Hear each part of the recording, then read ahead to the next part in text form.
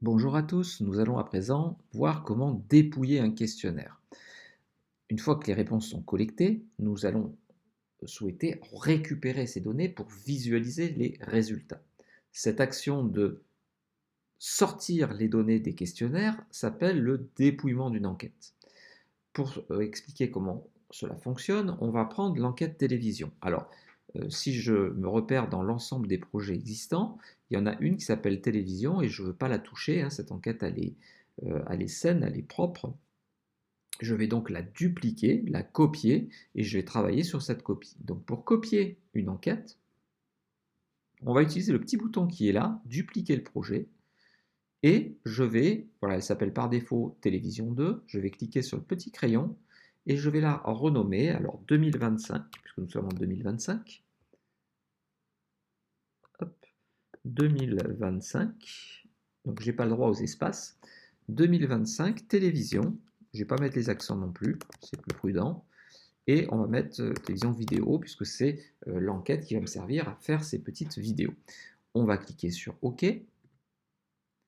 Elle est à ce moment-là immédiatement renommée.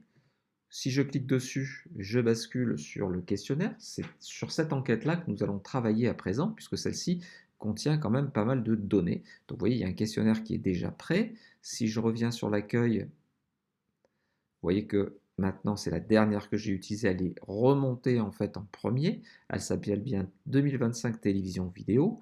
Et donc l'enquête est en ligne, il y a 45 variables, il y a 485 réponses d'effectuer.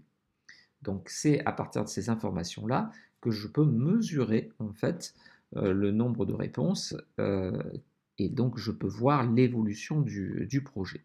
Alors ce que je veux faire, c'est que je vais ouvrir cette enquête, mais avant de l'ouvrir, donc je repère bien qu'il y a 480 réponses et en cliquant directement sur le bouton données, puisque je n'ai pas besoin d'accéder au questionnaire, si je vais directement au niveau des données, et eh bien là, vous voyez dans mes strats, on a immédiatement le nombre de réponses, 485 réponses. Et là, on va laisser donc se charger les 485 réponses et elles apparaissent ici. Donc, ce sont les différents questionnaires pour lesquels on a eu des réponses. Donc là, nous avons l'ensemble des variables. Vous aviez en fait 45 colonnes, donc il m'indique 45 variables, mais en fait je n'ai pas 45 variables, puisque vous voyez que les dernières réponses, les dernières colonnes ne sont pas remplies, et en plus ce sont des choses qui ne sont pas vraiment des réponses, hein, puisqu'on a la date de saisie, le temps de réponse, la langue, l'origine, la date de la dernière connexion, etc.